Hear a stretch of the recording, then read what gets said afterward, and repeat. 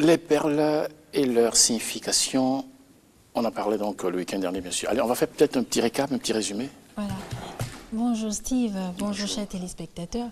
Voilà, depuis le week-end dernier, nous parlons en effet des perles. Les perles et leur signification. Selon les peuples et les coutumes, ces accessoires ont une signification bien particulière. Mais en Afrique, elles revêtent en fait une signification un peu plus commune lorsque nous rentrons dans la royauté. En fait, elles occupent une place vraiment très importante, une signification alors là grandiose. Lorsque nous allons remonter en fait dans l'histoire de la culture des perles chez les Zoulous, en fait, nous avons parlé du roi Chaka qui appréciait tant les perles. Zoulou. Oui, Chaka Zoulou. Il appréciait tant les perles qu'il a en fait décrété un droit de péremption sur tout nouveau modèle qui venait. En fait, dès qu'il a de nouveaux modèles, lui il les récupérait, qu'il va ainsi distribuer à ses soldats, les braves soldats qui ont vraiment combattu à ses côtés, mais également à ses favoris. Voilà. Aussi dans à ses épouses aussi et à ces jeunes filles qu'il courtisait de temps à autre. Donc, c'est pour dire que ça avait une importance vraiment très capitale. Nous avons aussi vu que les perles pouvaient parler à travers les couleurs, le blanc qui voulait simplement dire incarner la pureté de l'amour, le bleu, le ciel, le vert, la fertilité, le rose, la pauvreté, mais également avec les perles, les Zoulous ont bien sûr développé le langage des perles parce que les perles disposées dans un certain ordre avec certaines couleurs étaient tout un code que l'on pouvait décrypter et savoir en fait le statut même de la personne, connaître même l'origine et connaître même la signification en fait de toute une famille. C'était un peu ce que nous avons dit. Alors, dans la pratique quotidienne, quel est au fond le rôle des perles alors? Oh oui, dans les perles, là, vous allez vous reconnaître tout de suite lorsque je dirais que déjà à l'enfance, nous avons l'une des pratiques populaires ici en Afrique, c'est quoi? Dès la petite enfance, le petit enfant, la petite fille ou le petit garçon sera amené à porter en fait de petites perles marron sur lesquelles on mettra un peu de voilà de petits talismans. En fait, c'est pour l'aider dans le passage de la pousse des dents. Exactement. Donc, dans le passage de la pousse des dents. À cette étape-là, c'est confondu de garçons et filles. Mais les perles, je dirais même, c'est l'une des premières accessoires que connaîtra la jeune fille en transition. C'est l'une des premiers accessoires, en dehors bien sûr des boucles d'oreilles, des parures, c'est cet accessoire, la première que la petite fille connaîtra déjà toute petite, parce que cela va l'accompagner de son enfance à l'adolescence, à l'âge adulte. Et chez les Ndembélé, voilà, nous allons voir aussi cette progression. Selon eux, un tablier est en fait constitué, un tablier à franges perlées identifie une jeune fille. Celui d'une adolescente est constitué de cuir ou de toile ornée de motifs géométriques symbolisant en fait son passage de l'adolescence à l'âge adulte. Tandis que les tabliers de femmes mariées sont agrémentés d'une frange ancestrale et des rectangles latéraux. Pour certaines cérémonies, les jeunes femmes ndembélé ornent leur cou et leurs chevilles de larges bracelets de perles dans le but de susciter en fait les demandes en mariage et de souligner leur beauté.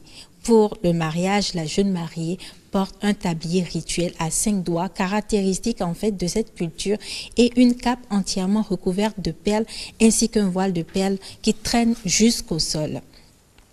C'est ce qu'on peut dire par rapport à ça. Alors, les perles, c'est bon là? Oui, c'est bon, on peut y aller. Les perles, disons, dans l'art de la séduction, dit-on, existe un magnétisme entre elles et les hommes. Vous partagez ce point de vue? Si je me trompe, vous me direz. Mais je dirais simplement que selon une croyance fortement exprimée, en fait, les perles ont le pouvoir de rendre fou un homme. De ce fait, elles ont en fait des noms très évocateurs. En fait, je vais le dire tout à l'heure, vous me direz si vraiment ça a des tendances et tout.